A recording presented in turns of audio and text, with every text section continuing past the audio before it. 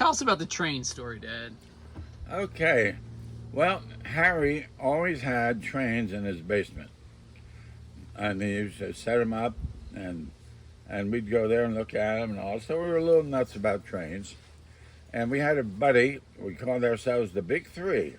That was Les Knoll, Harry Gamble, and of course me. Joe wasn't in on that. No, no, he's much older. He's 4 years older, out of school already. Oh, I thought he hung around with you guys. Yeah, no. All right. No, but anyway, so we always we lived well. The high school was pretty close to the railroad tracks, the Pittman High, and one day Les said, "You know what? I've been watching this train going up this hill, the freight train, and it goes awful slow. I think we could jump on that and go for a little ride with it, and then come back and get off." Well, we all thought, okay. And then we had another friend, Monk, his name was, and he lived right on the railroad track area, right across. He could look right down. And he comes into the picture a little later. So we said, okay, let's try it. So one day we got out there, and it was chugging up on a Saturday, and we all jumped on. We got on the empty freight car. And used to have gravel or whatever, and then we looked a mess, I'm sure. So we all got on there, and I got down low, and we rode all the way to Vineland. That's about 20 miles from Pittman. Going real slow? Well, no, they got pretty fast. Once they got around past Glassboro State, they used to go right around there, bend there, and keep on going. And they were heading for Vineland or Millville. And we ended up in Millville, believe it or not, on the train. And it was not just a normal electric train. It was a coal-eating locomotive with all the smoke coming back. And we probably looked like a couple of black people on there from all the cinders and all that stuff coming at us.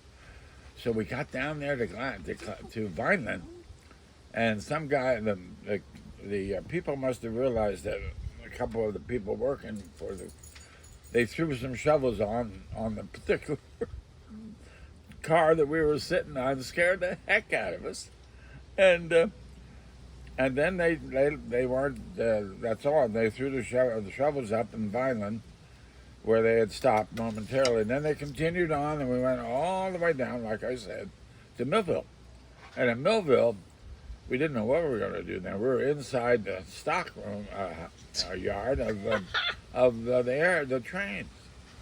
So what do you think? So we were looking around. And finally saw one that looked like it was going to be going the other way. There's only one way or the other way. Only one railroad. It wouldn't go off to New York or something.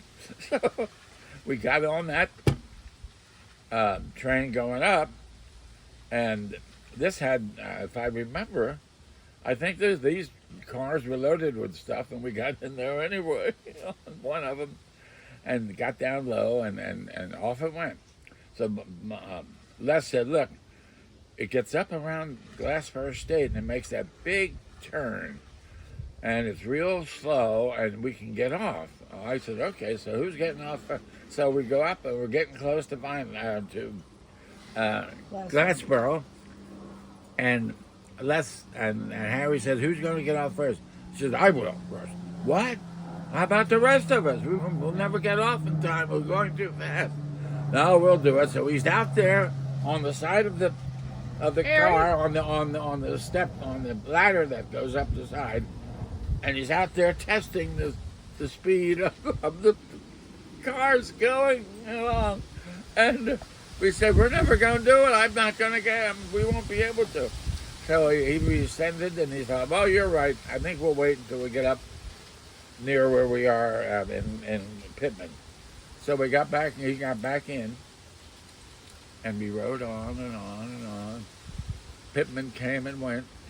We're still going. Oh, you went fast through Pittman? Went past Pittman. We went all going, yes. We went all the way up to the Camden Boatyard works, where they go and turn around. And that's shipyard. I couldn't think of shipyard. And they're building boats and things like that up in their ships. And so Harry says, well, or Les said, we gotta get off before we get inside there. So it slowed down enough, thank God, that we were able to get off. And we're in Camden now, which wasn't terribly bad in those days. And we're standing out there looking at one another, and Les says, well, my dad drives the school bus, or the Pittman bus that goes from here to up to Camden, and the Wood Bus Company his dad drove for, Les Knoll. So he says, I have enough, I can get on there, but because who has the money to get on there? He says, well, I think I have enough dime or two, or whatever it was. So we were able, through Les, to catch the bus and get back to Pittman, and we got off, and Les went his way. We went ours. No, and I'm going to tell you a little more. We were, I got home without anybody even knowing I was missing, because Mom's busy out in the greenhouse or whatever. So I went up and washed up and everything. Les got grounded because he looked so terrible. And Harry was able to get in and get around his mom too and get a bath cleaned up. That night we had a Christmas or a dance at the high school, and of course there was only one of us that didn't make it, and you know who that was? Les. He couldn't go. But so anyway, that was a real adventure. That was a real adventure, and that was a lot of fun. It was scary, yet fun. Yeah. All right, thank you.